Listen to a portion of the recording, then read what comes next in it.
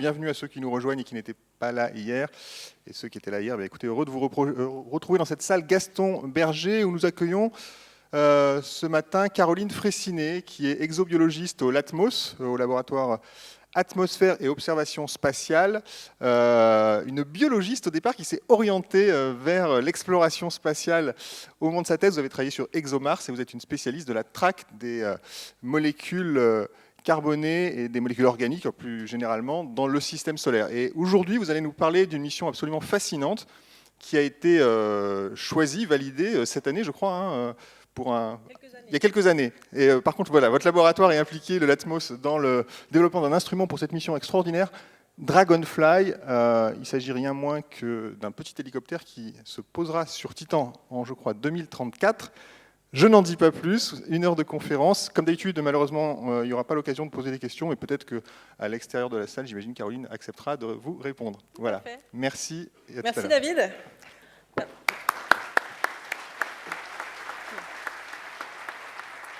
Merci à tous d'être présents aujourd'hui pour cette première présentation d'une journée assez fascinante.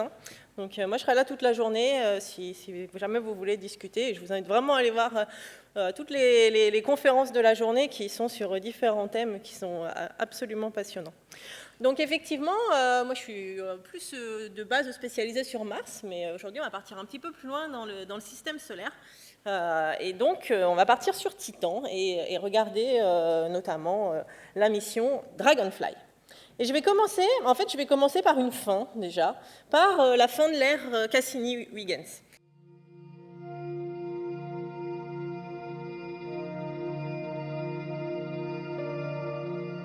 C'est une très belle collaboration entre les Européens et les Américains.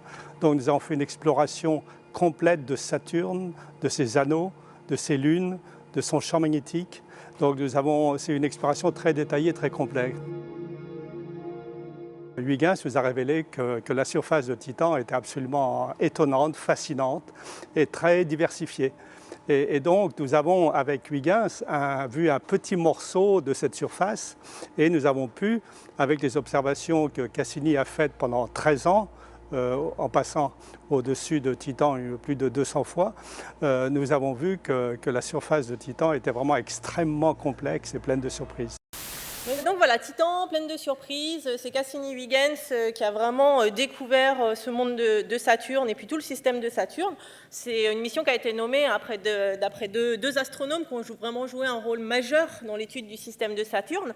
Giovanni Cassini, qui est un astronome italien, et Huygens, Christian Huygens, néerlandais, qui a lui-même découvert Titan en 1655. Donc d'où le nom de cette mission Cassini-Huygens. Donc Cassini-Huygens, comme je disais, donc elle a orbité autour de Saturne, elle a fait plusieurs survols de Titan, mais durant toutes les années, ça a pu être active, donc on a pu réussir à faire jusqu'à 294 tours de Saturne, où on voit toutes les orbites qu'elle a pu faire autour de Saturne. Saturne, point central, en rouge, l'orbite de Titan. Et donc, elle a pu passer plusieurs fois en survol autour de Titan et l'étudier 127 fois, alors plus ou moins proche, à plusieurs centaines de kilomètres, voire milliers de kilomètres, pour faire des analyses vraiment poussées du système de Saturne, des satellites de Saturne, et notamment donc, de Titan, satellite de Saturne, qu'on connaissait assez mal jusqu'à présent, puisque les seules études qui avaient été faites avant, alors en plus bien sûr d'observations au sol, notamment par Hubble, il y a eu plusieurs survols photos qui datent du début des années 80, fin des années 70, avec Pioneer dans le programme Pioneer et les 2 missions Voyager. D'ailleurs, Voyager 1, sa trajectoire a été déviée justement pour passer plus près de Titan pour pouvoir prendre des photos. Seulement, vous allez voir, Titan a une atmosphère qui est beaucoup plus épaisse que ce qu'on pouvait imaginer. Voyager prenait des photos dans le visible et donc on n'a rien vu de la surface. Ça n'était pas fait enfin voilà, c'était pas envisagé que la surface était invisible dans le domaine de longueur d'onde du visible justement. Donc vraiment très très peu d'informations sur Titan. Jusqu'à cette mission Cassini-Huygens, qui a duré beaucoup plus longtemps que prévu, puisque la mission nominale, initialement prévue, était pour 4 ans, juste après le solstice d'hiver nord de Titan, de Saturne. Et donc, la mission a été prolongée, puisque c'était un gros succès, a été prolongée une première fois 4 ans, une deuxième fois 7 ans, et donc a pu terminer en 2017. Donc, vous voyez, 2004-2017, une mission qui était initialement prévue pour durer 4 ans, qui en a duré 13, et qui a apporté une palette de résultats monstrueuse durant toute sa mission.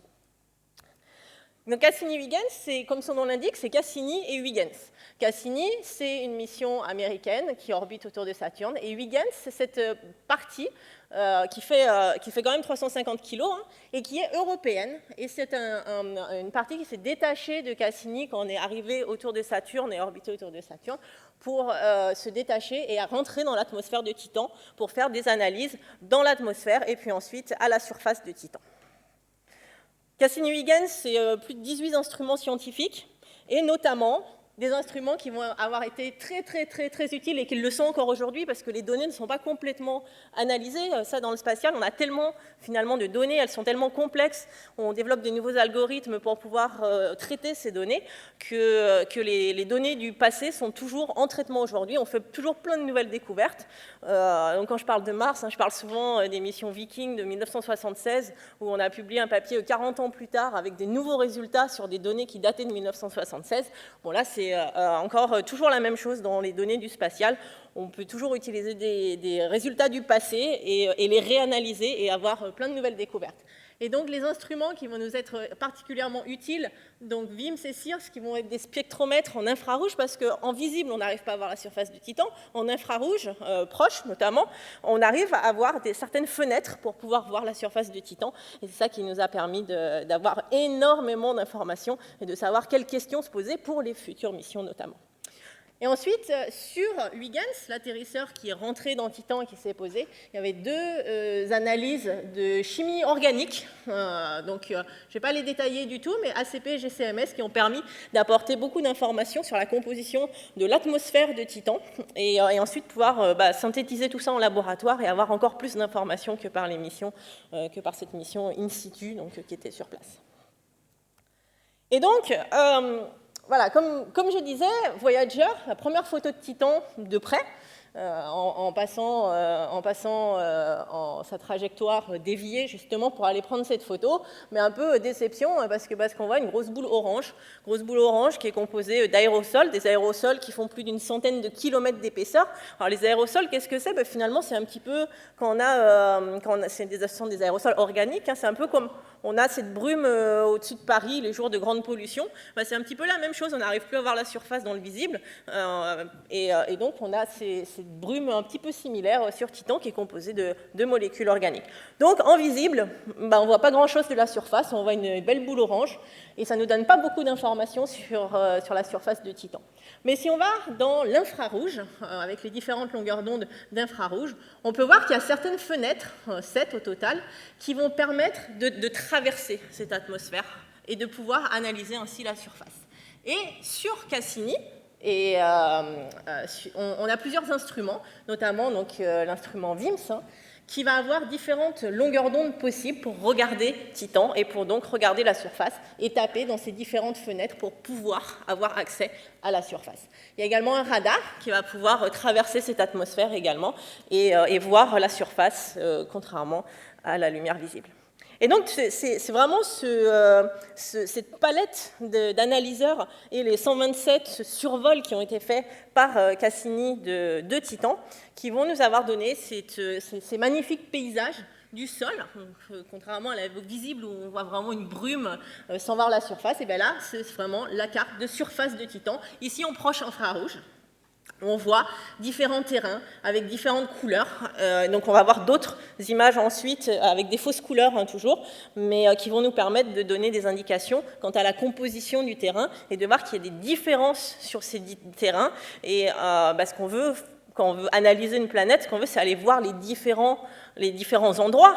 Si sur Terre, on veut faire une analyse et qu'on va dans une forêt équatoriale ou qu'on va dans un désert ou dans un système polaire, on n'aura pas du tout les mêmes résultats. Et donc, sur Titan, juste d'orbite, on arrive à voir qu'on a des terrains qui sont extrêmement différents, séparés de quelques kilomètres. Ici, on a un cratère, ici, on a des zones plus claires, plus sombres. Et donc, on va vouloir aller explorer ces différents terrains et voir la différence qu'il peut y avoir entre ces terrains. Ensuite, une image en radar, donc on voit les différents passages, hein, et avec donc la résolution qui va être plus limitée, parce qu'on ne peut pas voir tout le satellite au cours d'un passage. Donc là, c'est la carte de Titan en radar, où on voit différents... donc on voit que c'est vraiment différent par rapport à la cartographie en infrarouge. Et ici, en radar, ce qu'on va être intéressé, c'est de voir les terrains plus sombres et les terrains plus clairs. Et typiquement, si on a des terrains plus sombres, on va être plus composé de matière organique et moins de glace d'eau.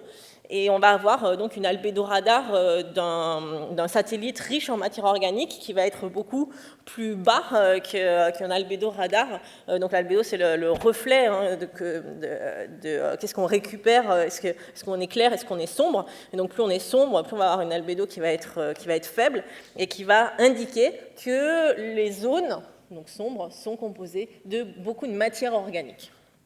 Donc on a des indications vraiment très très différentes selon qu'on regarde en radar ou selon qu'on regarde en infrarouge. Ici on a encore une carte en infrarouge, donc avec VIMS, hein, ce fameux instrument de visible et infrarouge de spectrométrie, avec donc les différentes fausses couleurs qui vont nous permettre, en combinaison avec les images radar et avec les autres images infrarouges des autres instruments, de voir plein de terrains différents, vraiment une diversité sur Titan à laquelle on ne pouvait vraiment pas s'attendre. Et notamment, au niveau de l'équateur, on a des champs de dunes. Donc on voit des champs de dunes. Ces champs de dunes, ils ont été créés par érosion éolienne. Donc on a du vent sur Titan, pas beaucoup, mais on a tellement d'atmosphère que le vent, ça va brasser les particules et former des champs de dunes. Alors ce ne sont pas des dunes de sable, c'est du sable organique principalement, puisque les dunes, c'est un petit peu un puits sédimentaire qui correspond à l'aboutissement de la chimie organique qui va se passer sur Titan et se déposer donc à l'équateur et sous forme de dunes. Ces dunes peuvent faire plusieurs centaines de kilomètres de long et sont séparées de 3 à 5 kilomètres dans des zones qu'on appelle des interdunes. Donc on va avoir des dunes, des interdunes, des dunes, des interdunes, tout ça sur la longueur, et qui se retrouvent toutes au niveau de l'équateur. Ensuite, les cratères d'impact. Alors là, les cratères d'impact, ils ont vraiment beaucoup d'intérêt, pour de nombreuses raisons. Déjà, il y a très peu de cratères d'impact sur Titan. Il y en a une centaine. Quand on compare, par exemple, aux cratères d'impact sur la Lune, on en a 30 000. Et donc, on voit qu'on a une centaine seulement de cratères d'impact sur Titan. C'est quand même assez étonnant et on peut se demander pourquoi il y en a si peu. Donc, est-ce que c'est parce que c'est une surface jeune qui est reprocessée en permanence? Est-ce que déjà l'atmosphère ne va pas empêcher tous les météorites de toucher la surface et donc tout se désintégrer dans l'atmosphère, puisque l'atmosphère est extrêmement dense. Donc, ça va peut-être limiter également le nombre d'impacts à la surface et donc limiter le nombre de cratères d'impact. Mais ce qu'on a vu également, c'est que des cratères d'impact étaient relativement faibles en profondeur par rapport à la gravitation de la planète, enfin du satellite en tout cas. Plus le satellite va être gros, plus la planète va être grosse, plus le cratère d'impact va avoir tendance à être profond, parce qu'on a plus de gravité, donc plus d'impact, de vitesse à l'impact, qui va créer des cratères plus profonds. Donc ce qu'on va comparer, c'est avec des satellites de taille équivalente, par exemple. Et un autre satellite qui va nous intéresser pour comparer la profondeur des cratères, c'est Ganymède. Ganymède, c'est un satellite qui est encore plus gros que Titan, et qui a des cratères d'impact également. Et les cratères d'impact sur Ganymède, malgré une gravitation qui est à peu près similaire entre les deux satellites, les cratères d'impact sur Ganymède vont être beaucoup plus profonds que les cratères d'impact sur Titan. Donc pourquoi? Une des hypothèses, c'est que les cratères d'impact sur Titan vont être remplis au fur et à mesure. Et ça se voit sur d'autres terrains où on voit des cratères d'impact qui sont quasiment plats finalement, donc qui ont été complètement re-remplis. Et qui dit remplir des cratères d'impact dit des activités d'érosion donc de l'érosion qui peut être éolien, mais également de l'érosion fluviale qui va pouvoir reniveler finalement le sol de Titan. D'ailleurs, le sol de Titan, il est vraiment extrêmement plat. On n'a pas beaucoup de relief. Il y a des variations de 150 mètres environ. Donc, il y a quelques endroits où il va y avoir des reliefs un petit peu plus grands. Mais de manière générale, Titan est extrêmement plate comme planète, a très peu de relief. Donc, ça confirme toutes ces érosions fluviales et éoliennes. Et peut-être également de cryovolcans. Donc, des cryovolcans, ça va être des volcans qui ne vont pas cracher du chaud, mais qui vont cracher du froid. Donc on va avoir des volcans qui vont pouvoir cracher donc, de l'eau, de l'ammoniac qui vient de la croûte de Titan, qui est une croûte de glace, qui pourrait même provenir de l'océan qui se trouve sous cette croûte de glace et se répartir en surface pour déposer, pour cracher donc, cette eau glacée et cet ammoniac sous forme de glace également. Et donc en crachant, on va pouvoir re-remplir des cratères qui se trouvent à côté. Donc voilà, beaucoup d'intérêt sur ces cratères, d'autant plus qu'un cratère d'impact, ça apporte de l'énergie au moment de l'impact. Et cette énergie va faire fondre la glace. Et qui dit fondre la glace, dit donc eau liquide. Et qui dit eau liquide, dit réaction chimique particulière, peut-être accentuée. Et ça va beaucoup nous intéresser dans la recherche de chimie complexe, voire de formes de vie sur Titan. Ensuite, d'autres caractéristiques un peu particulières, des structures tectoniques qui ont été vues sur Titan. Alors assez peu, hein, contrairement aux structures tectoniques qui sont vraiment partout sur Terre, quelques structures isolées, donc on arrive à voir un petit peu comme des failles qui vont créer des sortes de reliefs sur ces structures tectoniques. Donc on n'en sait pas beaucoup plus sur ces structures. On les observe, on sait qu'elles existent, qu'il y en a peu. Et enfin, donc, ces fameux cryovolcans, c'est vraiment une grande question sur Titan. Est-ce qu'il y a des cryovolcans sur Titan? Est-ce qu'il y a des volcans qui vont cracher de la glace d'eau et de la glace d'ammoniac? Donc on aimerait vraiment savoir parce que c'est quelque chose qui a un impact assez fort sur le renouvellement de l'intérieur de Titan et qui va se répandre à l'extérieur. Donc c'est quelque chose qui est assez fort sur le brassage moléculaire et sur le brassage entre l'atmosphère et l'intérieur de Titan. Et encore une fois, c'est quelque chose, ce brassage, qui va nous intéresser pour la formation de chimie et puis pour la biologie éventuelle qui pourrait se produire sur Titan. Donc ces cryovolcans, on a des indices qui montreraient qu'il y en a peut-être sur Titan. Donc là, ce sont des reconstructions de topographie en fonction d'images radar et d'images spectro-infrarouges. Et ce qu'on voit, c'est qu'on arrive à calculer des altitudes négatives. Donc on verrait des sortes de trous qui feraient 1,7 km de profondeur. Donc il y a quand même pas mal d'incertitudes sur les profondeurs. Mais on voit, voilà, l'ordre de grandeur, il est quand même grand. Et avec des monts juste à côté qui feraient plus d'1 kilomètre de hauteur. Et donc cette juxtaposition entre un trou et un piton, ça tend à dire qu'on aurait du cryovolcanisme. Ce n'est pas une preuve de cryovolcanisme, mais c'est quand même un indice. Il y a d'autres indices qui vont en faveur du cryovolcanisme sur Titan, donc c'est quelque chose qu'on aimerait vraiment savoir, est-ce qu'on a du cryovolcanisme sur Titan. Et donc enfin, d'autres structures qu'on peut voir à la surface de Titan et qu'on a pu observer grâce à Cassini et à Huygens, ce sont des structures fluviales et des structures qui comportent des liquides. Donc, au niveau de l'équateur, on voit des canaux. On reconnaît bien, ça ressemble beaucoup à nos canaux terrestres qu'on peut observer en présence d'eau. Donc des canaux qui ont structuré le sol au niveau de l'équateur.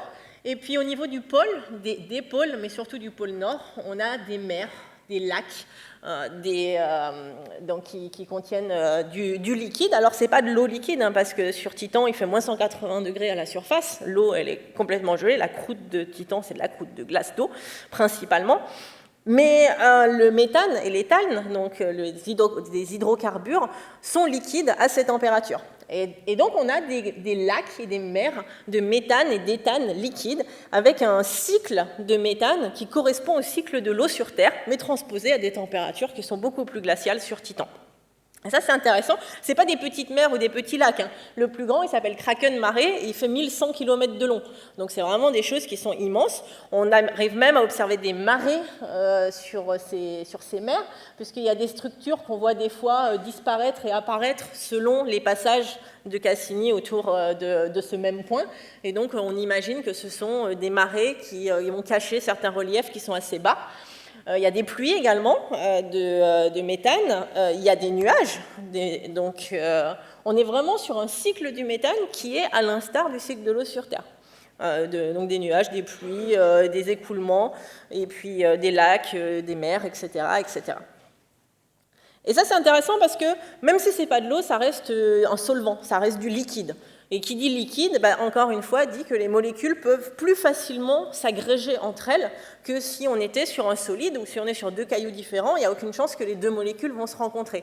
Alors que dans un solvant, nos molécules elles vont pouvoir se rencontrer, se complexifier, former des molécules qui pourraient aboutir éventuellement, encore une fois, à de la biologie. Je précise, parce que je parle beaucoup de biologie, mais il n'y a pas de biologie qui a été vue en dehors de la Terre jusqu'à aujourd'hui.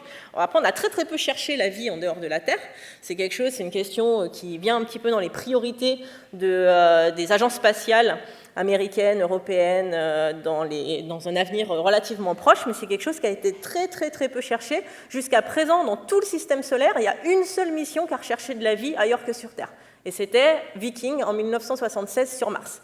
Il n'y a aucune autre mission qui a recherché de la vie dans le système solaire. Donc, forcément, si on ne la cherche pas, on ne risque pas d'en trouver, mais on ne la cherche pas pour une certaine raison, c'est qu'il faut d'abord connaître le contexte, il faut d'abord savoir si le corps sur lequel on va le chercher a des potentialités d'abriter cette vie, etc. Donc en fait, il faut d'abord envoyer d'autres missions pour caractériser le corps avant d'envoyer des missions pour rechercher de la vie. On ne peut pas aller rechercher de la vie sur un corps absolument inconnu parce qu'on ne saurait vraiment pas quoi aller chercher. Et donc, Titan, on va s'intéresser surtout à la chimie de Titan, parce qu'on sait qu'il y a beaucoup de chimie qui va se passer dans l'atmosphère. Et la question bonus, c'est est-ce qu'il peut y avoir eu de la vie, ou est-ce qu'il peut y avoir de la vie sur Titan, mais on ne va pas envoyer des instruments qui sont dédiés à rechercher la vie. On va rechercher des indices de vie via la compréhension de la chimie à la surface et dans l'atmosphère de Titan. Et donc, pour voir sous les brumes de Titan, qui sont absolument infranchissables dans le visible, l'autre façon dont ça a pu être fait au début des années 2000, c'était avec l'atterrisseur Huygens, donc qui s'est détaché de Cassini et qui a atterri dans l'atmosphère de Titan. Et on voit les différentes photos qu'il a pu prendre depuis 150 km d'altitude, où là, on ne voyait absolument rien, vraiment caché par les brumes. Et au fur et à mesure, quand on se trouve à 15 km d'altitude, 2 km, 400 mètres, on arrive dans le visible, à traverser ces brumes, à avoir une brume de moins en moins dense, et donc à voir le sol de Titan dans le visible, en prenant des photos au fur et à mesure de la descente. Donc c'est une atmosphère qui est très dense sur Titan, la descente se fait très lentement. Contrairement à Mars, vous avez peut-être entendu les 7 minutes de terreur. J'aime beaucoup comparer avec Mars parce que ces décors, on voit, c'est extrêmement différent dans le système solaire. Et donc, on a les 7 minutes de terreur qui étaient les 7 minutes entre le haut de l'atmosphère et l'atterrissage, parce qu'il y a très peu d'atmosphère sur Mars. Et donc, c'est vraiment difficile d'atterrir et de ralentir. Sur Titan, c'est 2,5 heures pour aller du haut de l'atmosphère jusqu'à la surface. Donc vous voyez, c'est un peu comme si on coulait dans une sorte de liquide un petit peu dense et pour atterrir jusqu'à la surface. Donc c'est beaucoup moins stressant que d'atterrir sur Mars. Mais par contre, ça donne beaucoup d'informations parce que pendant cette descente, on peut faire des analyses. Et Huygens était destiné à faire des analyses pendant sa descente dans l'atmosphère. Il fait très très froid sur Titan, il fait moins 180 degrés. Donc la sonde n'était pas faite pour résister à la surface. Elle fonctionnait sur batterie. Donc la batterie était chargée à fond au moment de l'entrée dans l'atmosphère, dans la haute atmosphère. Elle se déchargeait au fur et à mesure de la descente. Elle était faite pour durer pendant au moins toute la descente de 2,5 heures et quelques minutes à la surface. Au final, bonne surprise, à la surface, elle a duré plus de 2 heures. Donc ce qui a donné plus de 4h30 d'informations de la sonde Huygens, européenne, encore une fois, il faut bien le préciser, et donc des photos, des analyses chimiques pendant la descente ou à différentes altitudes. Il y avait des capteurs qui s'ouvraient pour faire des analyses de la matière organique à ces différentes altitudes durant la descente. Et donc Huygens, ce qu'elle a pu voir, c'est des choses. Donc elle atterrit au niveau de l'équateur, à peu près. Vous savez, l'équateur, ce sont les dunes, les fameuses dunes et interdunes de sable organique. Et on a pu voir également des réseaux fluviatiles. Donc ça, on avait vu également, vu d'orbite, qu'il y avait des canaux qui se retrouvaient à peu près au niveau de l'équateur. Donc là, on les confirme en visuel avec la descente de Huygens dans l'atmosphère. Et donc, il semble vraiment que de nombreuses zones à la surface ont été formées par de l'écoulement de liquide. Donc finalement, c'est pas forcément qu'au pôle qu'on va avoir les lacs et les liquides, mais au niveau de l'équateur, donc peut-être au niveau de tout Titan, on a ce liquide qui va façonner les différents paysages. Et donc, première photo de la surface de Titan. On peut voir, c'est assez exceptionnel. Hein. Là, on est quand même sur un satellite de Saturne, on est vraiment loin dans le système solaire, et on arrive à avoir une photo de la surface, donc à peu près la seule photo, hein, puisque c'était le but, hein, de prendre une photo en atterrissant, mais de faire les analyses pendant la descente dans l'atmosphère. Et ce qu'on voit, finalement, on dirait un petit peu des cailloux, ce ne sont pas des cailloux, ce sont des blocs de glace, parce que la surface de Titan, c'est de la glace d'eau et de la glace d'ammoniac, sur aujourd'hui peut-être une centaine de kilomètres d'épaisseur. Dans le passé, dans un passé lointain, il y a plusieurs milliards d'années, cette croûte de glace était beaucoup plus fine, peut-être quelques kilomètres d'épaisseur, et donc on pouvait peut-être avoir plus facilement des échanges entre l'océan liquide qui se trouve sous cette croûte de glace et l'atmosphère de Titan qui est très riche en matière organique et en réactions chimiques. Et aujourd'hui, la photo de Titan qu'on a, c'est la photo de la surface et l'atterrissage de la surface sur le monde le plus éloigné sur lequel on a pu se poser un engin qui a été fabriqué sur Terre. On voit les différents endroits, hein, sur la Lune, Vénus, on a pu se poser, prendre des photos. Alors là, à contrario, il fait extrêmement chaud à la surface de Vénus, donc pareil, c'est très très difficile de poser des sondes et de les faire fonctionner à la surface. Il fait 450 degrés en surface, mais pour des raisons un petit peu inverses finalement à Titan, où il fait moins 180 degrés. Donc on est dans des mondes qui sont extrêmement différents, à différentes distances du Soleil, hein, également. Et donc, plus récemment, l'Europe, encore une fois, s'est posée sur la comète 67P, Churyumov-Gerasimenko, pour faire quelques analyses. Bon, l'atterrissage ne s'est pas passé exactement comme prévu, mais on a réussi quand même à se poser. Et donc, pour revenir à la vidéo avec Jean. En même temps, on se disait qu'il fallait bien finir la mission Cassini. Le vaisseau n'a pratiquement plus de carburant, il deviendrait incontrôlable. Donc il était décidé de terminer cette mission en beauté, en apothéose en quelque sorte. Et pourquoi la plongée dans Saturne? C'est pour qu'elle soit détruite, afin qu'elle ne puisse pas, si elle devenait incontrôlable, incontrôlée, qu'elle ne puisse pas impacter, par exemple, Titan ou Encelade, deux des lunes que l'on veut vraiment protéger pour l'exploration future, et surtout ne pas contaminer avec des germes qui pourraient encore être à bord de Cassini. La question, c'est donc, et après, effectivement. Et après, qu'est-ce qu'on va faire? Là, on a fait énormément de choses sur Saturne, sur le système de Saturne avec Cassini, sur Titan avec Cassini, avec Huygens. Et donc, la suite, il y a beaucoup de concepts de mission qui ont été proposés. Donc, vous voyez qu'il y a eu finalement que Cassini-Huygens qui a analysé Titan, à part une petite photo de Voyager par-ci, par-là. Mais c'était Cassini-Huygens. Donc, on peut proposer, il y a eu des propositions de plusieurs concepts de mission, certains plus évolués que d'autres, qui ont été faits pour Titan.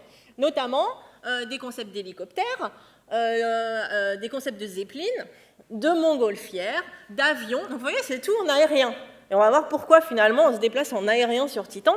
Bon, vous imaginez, c'est parce que l'atmosphère elle est dense, la gravité elle est faible, mais donc l'aérien c'est vraiment la façon de se déplacer le plus facilement sur Titan par rapport aux autres corps du système solaire où on a tendance à se déplacer en roulant, notamment sur Mars. Et l'autre site d'intérêt et l'autre moyen d'intérêt de se déplacer sur Titan, c'est sur les lacs de méthane. Et il y avait un concept de mission qui a été un petit peu évolué parce qu'il a été présélectionné finalement dans les Discovery. Il s'appelle Time pour Titan Mare Explorer, pour aller explorer les mers du pôle nord de Titan. Et quand je vous parle de missions Discovery, ce sont des missions NASA à petit budget. Donc petit budget, c'est 450 millions de dollars. C'est des petits budgets de missions NASA. Mais vous voyez que c'est petit par rapport à Cassini-Huygens, qui était ce qu'on appelle un flagship. Donc c'était vraiment des missions très très coûteuses et très très ambitieuses. Cassini-Huygens, c'était plus de 3 milliards de dollars. Donc vous voyez 450 millions par rapport à 3 milliards, effectivement c'est du petit budget. Et après vous verrez qu'il y a des budgets intermédiaires, et Dragonfly notamment, c'est dans du budget intermédiaire, des programmes qu'on appelle des New Frontiers. New Frontier, c'est 850 à 900 millions de dollars. Donc c'est intermédiaire entre les flagships et les Discovery. Donc Time, c'était une Discovery qui a été présélectionnée avec 2 autres et qui a été développée pendant 1 an. Donc il y a vraiment des concepts assez poussés qui ont été faits, il y a du hardware qui a été construit. Et puis au bout d'1 an, la sélection, elle est tombée et c'est pas Time qui a été sélectionné. C'est une autre mission que vous connaissez peut-être qui s'appelle InSight, qui a fait des merveilles sur Mars pour regarder l'activité sismique de Mars. Et donc TIME était en compétition avec InSight, et InSight avait été sélectionné à la place de TIME. Et il y avait une troisième mission qui était ce qu'on appelait un Comet Hopper, de sauter de comète en comète, qui était assez sympa aussi comme concept, mais donc n'a pas été sélectionné. Et un autre concept de mission qui a été fait, c'est un sous-marin. Alors là, c'est plus un concept, c'est pas quelque chose qui a été vraiment élaboré, c'est concept, mais à la NASA, ils aiment bien faire des vidéos. Et donc, c'est vraiment un sous-marin, cette fois, qui va se poser sur les mers et qui va aller explorer les profondeurs des mers du pôle Nord de Titan.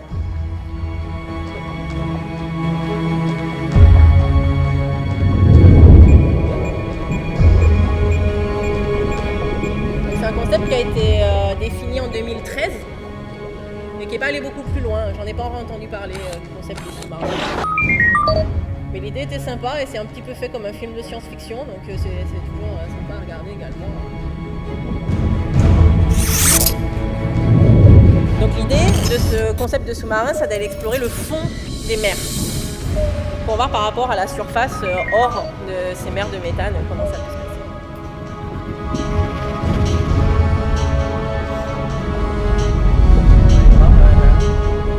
On va pas la passer jusqu'au bout.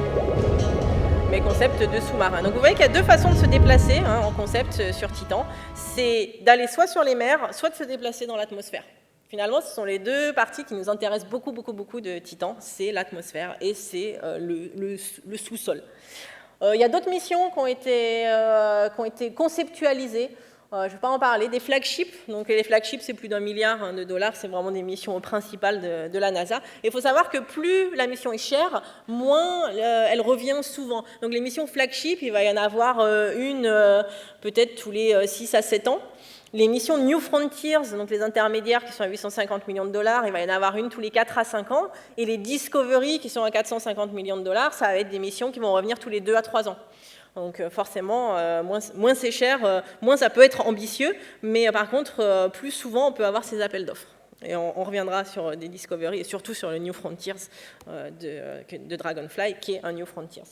Et donc, ce qu'on a vu, c'est grâce à Cassini-Huygens, 2004 à 2017, avec tous ces survols de Titan, Titan s'est passé d'un monde qui était complètement mystérieux sous une brume, complètement invisible, à un monde complètement familier, avec un grand intérêt pour notamment l'exobiologie, la recherche de la chimie, la recherche de potentielles traces de vie, et aussi dans les paysages et la géographie vont rappeler un petit peu celle de notre Terre. Quand on regarde la photo d'atterrissage, finalement, c'est quelque chose qui peut très bien être pris quelque part sur Terre, ça.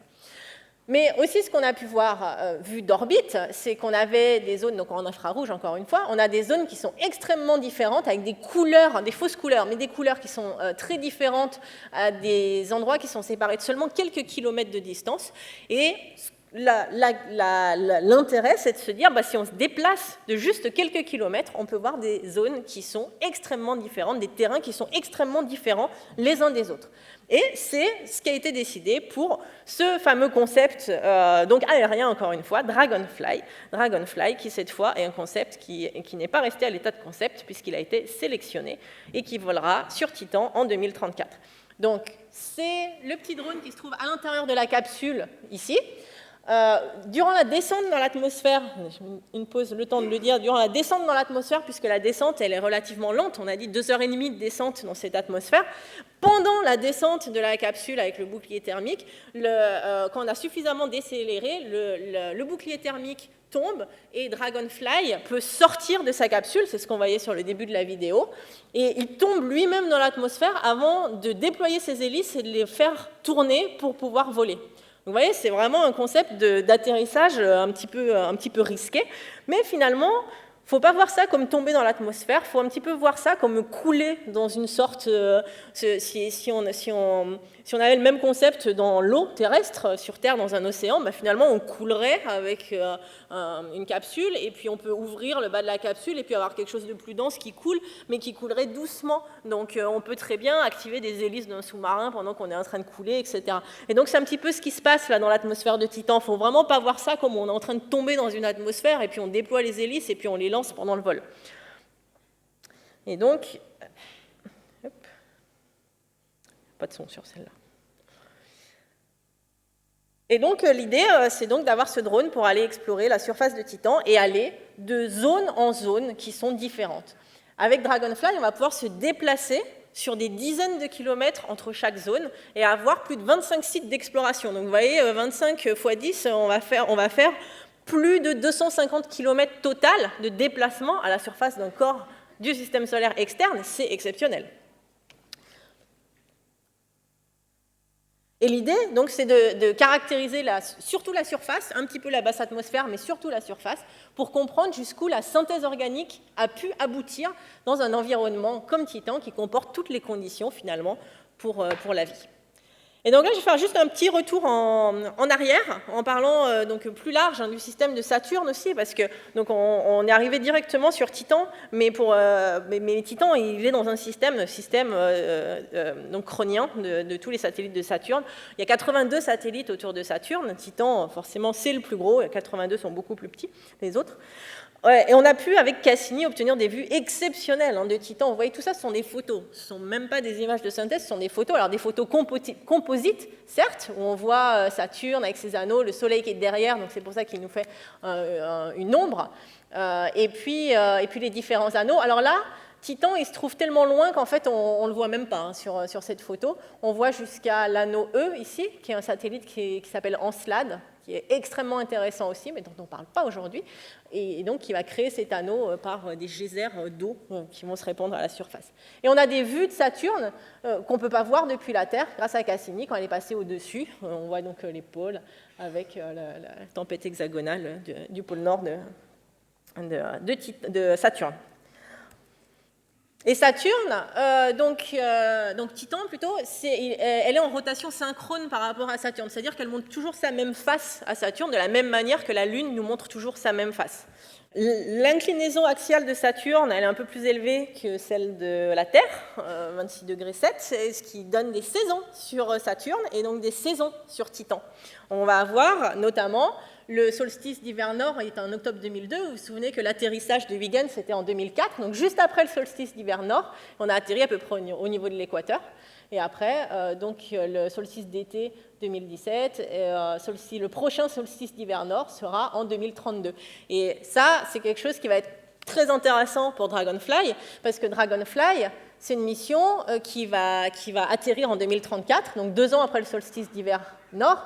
Et vous voyez que Huygens avait atterri 2 ans après le solstice d'hiver nord, donc on atterrit pile une année de Saturne avec Dragonfly après Huygens, ce qui nous donne beaucoup de confiance sur les conditions au niveau de l'atterrissage, surtout qu'on atterrit quasiment au même endroit, quasiment au niveau de l'équateur. Donc une année sur Titan, une année sur Saturne, c'est à peu près 30 ans terrestres, et donc on a les différentes saisons. Là, c'est la vue de Saturne depuis le Soleil, donc depuis la Terre. Vous voyez qu'on voit plus ou moins les anneaux selon la saison à laquelle on se trouve sur Titan. Et donc c'est tout ce que je vais dire sur le système de Saturne, parce qu'il y a une autre conférence qui sera à 14h donnée par Alice Le Gall et Sandrine Guerlet dans la salle Louis Armand. Donc je vous invite à aller voir cette conférence sur les dernières nouvelles des mondes de Saturne. Ça sera en gros tout sauf Titan. et donc vous aurez une bonne vue de tout le système de Saturne entre cette conférence et celle d'Alice et Sandrine. Donc Titan, c'est un satellite qui est quand même extrêmement gros. Il est même plus gros que certaines planètes du système solaire. Vous voyez, ce sont les corps du système solaire. Donc Ganymède, on en parlait par rapport à la taille des cratères et à la profondeur des cratères d'impact. Il est à peu près de la même taille que Titan, un petit peu plus gros. Donc c'est le plus gros satellite du système solaire, Ganymède. C'est Jupiter, c'est pas Saturne. Titan, donc c'est le 2e plus gros satellite du système solaire et le plus gros satellite de Saturne. Et ils sont plus gros que Mercure, que la planète Mercure. Vraiment, ce sont des satellites qui ont des propriétés particulières. C'est ça qui permet à Titan d'avoir une atmosphère qui est aussi dense. Une année donc, sur Titan, on a dit c'est à peu près 30 ans. La gravité sur Titan, c'est à peu près 1/7 de celle de la Terre, avec une pression de surface qui est de 1,5 fois celle de la Terre, ce qui donne une densité de l'atmosphère 4 fois supérieure à la Terre. Donc on est sur une densité intermédiaire entre l'atmosphère terrestre et puis l'eau terrestre finalement. Donc c'est de ça que je parlais dans l'atterrissage qui met 2 heures et demie et qui est une sorte de coulée dans l'atmosphère. Et un jour sur Titan, ça va être 16 jours terrestres et ça va avoir pas mal d'implications aussi sur les opérations de Dragonfly. Titan, on est donc avec des systèmes liquides au niveau des pôles, avec du méthane, de l'éthane liquide et beaucoup de ce qui est façonné, la surface est façonnée par des liquides. On a un océan en profondeur qui est donné par différents indices. On a des faisceaux d'indices qui nous montrent que sous la croûte de glace, qui fait une centaine de kilomètres d'épaisseur, on aurait un océan d'eau liquide et d'ammoniac. Et surtout, on a cette atmosphère extrêmement épaisse, donc cette brume dans laquelle il se passe plein de chimie. Et la chimie, elle est de plus en plus complexe au fur et à mesure qu'on sédimente vers la surface. Il va y avoir les réactions avec les photons qui arrivent de la galaxie et du Soleil et qui vont permettre d'apporter de l'énergie, de casser les molécules. L'atmosphère est composée principalement d'azote et donc de méthane. Donc on va avoir le carbone, l'hydrogène du méthane, l'azote du diazote de l'atmosphère. On va pouvoir créer des molécules composées de ces trois atomes. Et en fait, ce sont trois atomes qui sont vraiment essentiels pour la complexification de molécules et, encore une fois, pour aller vers des formes de vie primitives, éventuellement. Titan, c'est une planète laboratoire. C'est unique comme destination et l'étude des processus qui vont être associés à cette chimie va pouvoir nous aider à comprendre les processus qui se sont passés dans la chimie primitive de la Terre primitive, dans la chimie de l'atmosphère de la Terre primitive. Donc c'est quelque chose d'extrêmement important pour non seulement comprendre ce qui se passe dans le système solaire, mais pour mieux comprendre nos origines également et pour mieux comprendre la chimie terrestre. Plusieurs définitions de Dragonfly. Donc Dragonfly, cette fois, c'est sélectionné. Lancement en 2027, avec une arrivée sur Titan début 2034. Le voyage est long, mais finalement, il est relativement court par rapport à ce qu'il aurait pu être. On a différentes assistances gravitationnelles, donc le lanceur n'est pas encore sélectionné. Il sera sélectionné d'ici plusieurs mois, au moins. Et selon le lanceur, on va changer les assistances gravitationnelles, en faire plus ou moins selon la puissance du lanceur. Mais en tout cas, on mettra entre 6 et 7 ans pour atterrir sur Titan depuis le lancement en 2027.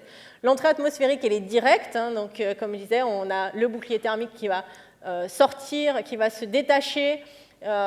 Et puis Dragonfly qui va sortir et activer ses hélices pour ensuite aller se poser de manière autonome. Et où est-ce qu'il va aller se poser? Au niveau de l'équateur. Donc là, en dessous, on a la carte, encore une fois, infrarouge de Titan. Et la zone agrandie, c'est la zone qui va vraiment nous intéresser pour plein de raisons, autant scientifiques que technologiques finalement. Et c'est cette zone qu'on voit ici.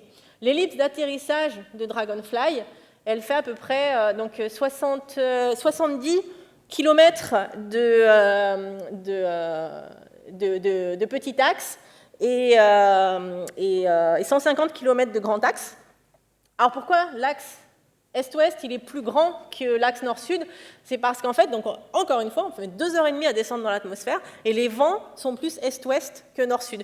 Donc en fait, on a moins d'incertitude sur la déviation nord-sud que sur la déviation est-ouest, puisque cette déviation va dépendre de la puissance des vents dans l'atmosphère durant les 2h30 d'atterrissage. Donc on a cette ellipse d'atterrissage dans les zones de dunes et d'interdunes. Et pourquoi on a choisi cette zone? Parce que technologiquement parlant, c'est plus facile. Le premier atterrissage est autonome. Il faut atterrir dans une zone qui est suffisamment plate. Et les interdunes, donc entre les différentes dunes, on peut avoir jusqu'à 3, 4, 5 km. Et donc, ces 3, 4, 5 km sont considérés comme étant relativement plates. Donc, l'atterrissage peut se faire assez facilement de manière autonome. L'autre intérêt de cette zone, c'est qu'on a un cratère d'impact ici qui s'appelle Selk. Selk, c'est un cratère d'impact qui a énormément d'intérêt, qui a l'air assez récent, qui fait 80 km de diamètre. Et donc, qui dit cratère d'impact, dit fonte de l'eau liquide, fonte de l'eau de la croûte pour faire de l'eau liquide, et éventuellement même pouvoir faire remonter des choses du sous-sol de Titan. Et donc, avec l'atmosphère dans laquelle il y a énormément de chimie qui se passe, et le sous-sol ou même juste la fonte de notre croûte de glace de Titan, on va avoir ce mix celui qu'on aime en exobiologie, avec de l'eau liquide, des molécules organiques, de l'énergie. Et donc tout ça, ça va nous créer des molécules complexes qui peuvent être des molécules qui peuvent ensuite être utilisées par la vie pour se développer. Et donc c'est pour ça que cette zone est vraiment très très intéressante, autant du point de vue scientifique que du point de vue de l'atterrissage en lui-même. L'atterrissage, c'est pas évident, hein. On ne peut pas choisir et atterrir n'importe où. On a la carte de Titan ici, on a différentes zones. Donc déjà, on sera au niveau de l'hiver nord, c'est-à-dire que toute cette zone-là, elle sera dans l'ombre, et étant dans l'ombre, on ne va pas pouvoir atterrir pour plusieurs raisons, déjà parce que c'est dans l'ombre, et aussi parce qu'on a une communication directe avec la Terre. Il n'y a pas d'orbiteur relais, c'est directement Dragonfly qui va parler à la Terre et qui va recevoir des informations depuis la Terre, donc il faut qu'il y ait une vue de la Terre jusqu'à la zone d'atterrissage et de là où se trouvera Titan. Donc, je vais en décevoir beaucoup, mais ça sera impossible d'aller voir les lacs du pôle Nord. Et donc, c'est pour ça que la mission, elle est au niveau de l'équateur. Bon, après, il y a d'autres zones hein, qui sont plus difficiles, où on a des vitesses d'entrée qui vont être trop fortes, ou alors on va atterrir selon la mécanique hein, de l'atterrissage. Donc, c'est des choses que je ne connais absolument pas. Je fais juste confiance aux gens qui font ça. Mais donc, si on atterrit vraiment trop horizontal ou trop vertical, c'est pas possible. Et donc, il va y avoir vraiment juste une petite zone, donc la zone claire là qu'on voit, qui est possible pour atterrir sur Titan avec Dragonfly à l'époque où Dragonfly sera lancé. Et donc, c'est ici, à ce niveau-là, qu'on va avoir notre zone d'atterrissage. Et ça, c'est très comparable, cette zone d'atterrissage, avec les dunes initiales, aux dunes terrestres, notamment en Namibie. Et c'est pour ça aussi qu'il y a beaucoup de tests de mobilité qui vont être faits au niveau de dunes, soit en Namibie, soit en Californie, puisque c'est beaucoup plus pratique pour les Américains d'aller en Californie. Et donc, Dragonfly, on est sur un drone qui va faire plusieurs centaines de kilos. On est sur du 800 kilos, ce n'est pas des petits drones, jusqu'à 2,5 mètres d'épaisseur. Donc là, avec mon collègue Cyril Zopa, on est devant une structure taille réelle du drone. Vous voyez, 2,5 mètres d'épaisseur. Donc plus de 800 kg, donc là on a même des problèmes de masse, il va falloir diminuer un petit peu la masse parce que ça va être plus difficile de voler sinon. Et notre chef, Elizabeth Turtle, qui est la chef de tout ce projet et qui travaille à APL, c'est le Applied Physics Lab dans le Maryland, aux États-Unis, avec une des hélices en taille réelle. Vous voyez que l'hélice, elle est quand même relativement petite pour faire voler un drone de 800 kg. Alors il y en a 8 des hélices. En fait, il y en a 2 fois 4 pour faire la redondance. Mais pourquoi on peut se permettre d'avoir des hélices aussi petites? C'est parce qu'on a une atmosphère qui est 4 fois plus dense sur Titan que sur Terre. En ayant cette atmosphère 4 fois plus dense, la taille requise pour obtenir une certaine portance va être plus petite par rapport à une atmosphère qui serait moins dense. Mais également, la gravité, elle est de 1/7 de celle de la Terre, ce qui fait qu'on a besoin d'obtenir une portance. Finalement, on a moins besoin... on peut réduire la portance requise pour pouvoir s'extraire du sol, ce qui nous donne des tailles d'hélices qui sont comme ce que vous pouvez voir ici. C'est relativement faible, hein, c'est vrai pour un drone de 800 kg. Vous voyez déjà les tailles d'hélices des DJI qui font quelques centaines de grammes. C'est quelque chose d'assez... Et donc, comme on aime bien se comparer à Mars, hein, toujours, c'est une plaque qui se trouve sur le rover Perseverance de Mars pour regarder les différentes tailles depuis les premiers rovers jusqu'aux derniers qui font la taille de petites voitures. Et bien avec Dragonfly, hein, on est quasiment de la taille des rovers Curiosity qui se trouvent sur Mars. Sauf que sur Mars, on roule, sur Titan, on va voler. Et donc là, j'ai encore une petite vidéo, parce qu'ils aiment bien faire des vidéos, sur les tests de vol. Parce que finalement, je pense que j'ai pas besoin de mettre le son. Non, je vais vous parler plutôt. Donc, je vous disais, en Californie, hein, c'est plus pratique pour faire les tests de vol, parce que même si c'est plus facile de voler sur Titan, ça reste quand même assez difficile. Hein. Et donc, là, c'est un modèle 1,5 du drone que vous allez voir, pour faire des collectes d'images, et la navigation elle est optique sur Dragonfly. Donc vous voyez, un modèle 1,5 du drone, collecte d'images et test des algorithmes de traitement d'images pour faire la navigation optique. Le but de cette campagne, très récente, hein, qui date d'il y a quelques mois, c'était vraiment le contrôle des algorithmes de vol, et ils ont pu montrer un décollage autonome, un vol autonome et un atterrissage autonome grâce à cette campagne. Alors c'est assez difficile parce qu'il y a des régulations donc, qui sont limitées, c'est les États-Unis, c'est la FAA, la Federal Aviation, qui va réguler la taille limite du drone qu'ils peuvent utiliser, mais également c'est obligatoire d'avoir un pilote. Et donc, pour tester les navigations autonomes, c'est un petit peu plus embêtant. Donc, ils regardent pour aller faire des tests dans d'autres pays où les régulations seraient un petit peu moins stringentes. Mais également, là, ce qui est intéressant de voir, là, c'est en plein jour. Donc, vous voyez, ça ne correspond pas à la luminosité de Titan, parce que Titan, on a une atmosphère qui laisse passer seulement 10% de la lumière. Donc, on a vraiment très, très peu de lumière en surface. En plus, on est loin dans le système solaire. Donc, l'arrivée en top atmosphère, c'est déjà 1% seulement de ce qui se trouve sur la Terre. Ce qui veut dire qu'en plein jour sur Titan, ça correspond, en surface, on correspond un petit peu à un clair de lune sur Terre. Donc là, ça ne représente pas le traitement des images quand c'est en plein jour, mais ils ont fait des tests également donc, au crépuscule pour représenter ce que sera la luminosité de Titan pour faire les tests de navigation. Et donc, il y a un drone qui filme le drone, là, donc ils sont 2 drones pour faire les analyses.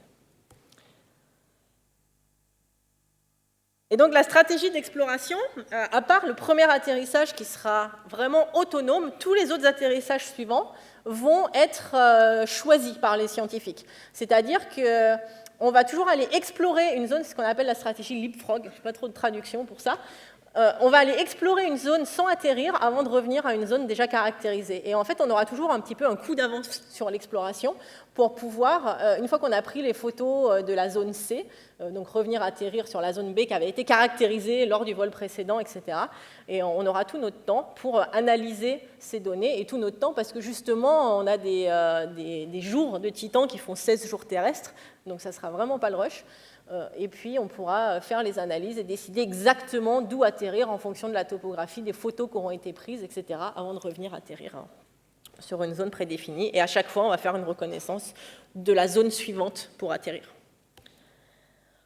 C'est un drone qui aura une énergie apportée par un réacteur nucléaire qui va alimenter une pile. Les réacteurs nucléaires, c'est très mauvais en termes de rendement énergétique. Et ça va faire beaucoup plus de chaleur que ça ne fait d'énergie. Mais en fait, nous, ça nous intéresse beaucoup parce qu'il fait moins 180 degrés sur Titan et ce n'est pas possible de faire fonctionner les instruments par moins 180 degrés. Donc, on va utiliser la chaleur perdue de la réaction nucléaire pour avoir des convections forcées avec des ventilateurs dans l'instrument qui va aller réchauffer tout notre système pour tenir une température intérieure des cartes électroniques et des instruments entre moins 20 et plus 30 degrés par rapport aux moins 180 degrés de l'extérieur. Et donc, comme je disais, c'est une communication directe avec la Terre, donc pas possible d'aller dans les zones qui ne sont pas éclairées pendant l'hiver, donc on ne pourra pas aller sur les lacs du pôle Nord. Et donc, je finirai en vous narrant un petit peu comment ça s'est passé, la sélection de Dragonfly, parce qu'on a l'impression que c'est le début, l'atterrissage est en 2034, mais finalement, ça fait déjà plus de 7 ans que ça dure. Les premières définitions de concept, c'était depuis 2015. Moi, je suis dans les discussions depuis 2015-2016. J'étais alors postdoc au centre NASA Goddard, qui se trouve géographiquement juste à côté de l'APL, où il y a notre chef Elizabeth Turtle. Et c'est donc une mission New Frontier. New Frontier, c'est les missions à 850 millions de dollars, qui sont du moyen budget de la NASA. Et lorsque l'appel d'offres est sorti, il y a eu 12 missions qui ont été proposées dans cet appel d'offres. Et en décembre 2017, la NASA en a sélectionné 2, en disant vous êtes les 2 les plus intéressantes ou les plus abouties par rapport aux 12 qui ont été sélectionnés. On vous donne 1 an pour développer le concept, répondre aux faiblesses. Et dans 1 an, donc en décembre 2018, vous nous rendrez un rapport, les 2 missions présélectionnées, pour voir laquelle on sélectionne parmi les 2. Donc en décembre 2018, on a rendu ce rapport extrêmement complexe. Et quelques mois plus tard, en avril 2019, on a fait ce qu'on appelle la visite de site.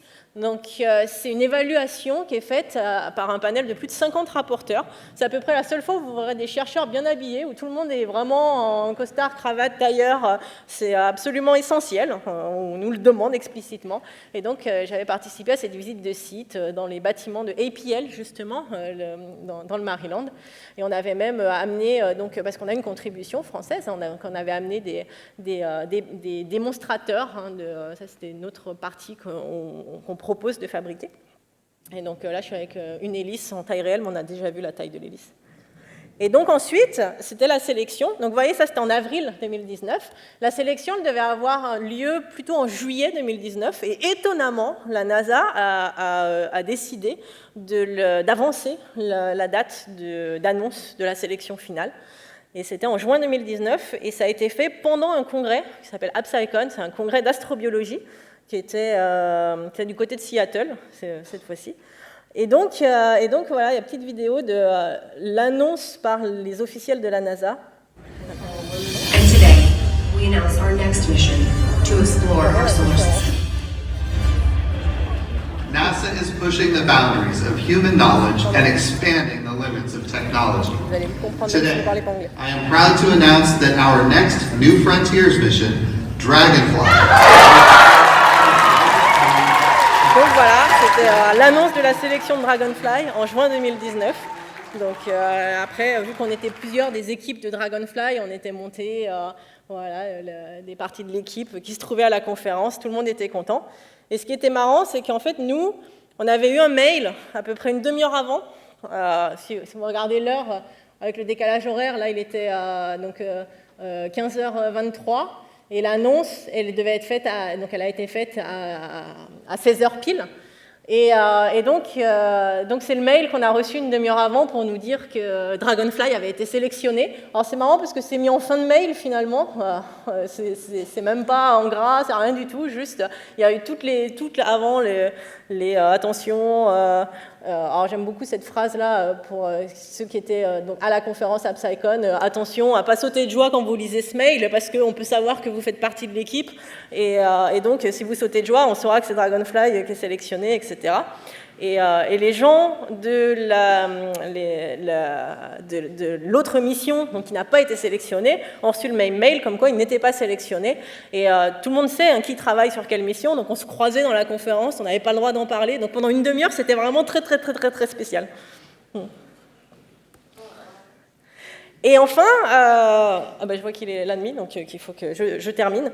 Il y a une participation française de Dragonfly à Dragonfly. Et cette participation, finalement, elle est faite depuis des années et des années, mais elle a été actée officiellement entre l'Agence spatiale française, le CNES et la NASA en janvier 2022 seulement. Donc vous voyez que c'était hyper stressant. Parce que si ce n'était pas acté, ça voulait dire qu'on avait quand même toute une équipe avec des dizaines et des dizaines de personnes, des millions d'euros qui ont été investis, beaucoup de temps et une promesse à la NASA. Et donc il fallait vraiment que cette mission soit actée. Ça a été vraiment stressant jusqu'à ce qu'on signe en janvier 2022. Donc voilà, une partie de l'équipe française, avec notre organigramme, le soutien du CNES, c'est l'agence spatiale française qui finance la partie française de l'instrument. On est un laboratoire, un consortium de 4 laboratoires français. Il y a plus de 35 personnes de tous les corps de métier. C'est vraiment fantastique comme mission. On est vraiment content de faire partie de cette aventure. Et donc sur ce, je vais terminer parce qu'il est déjà 32 et qu'il y a d'autres conférences. Et donc je vous remercie de votre attention.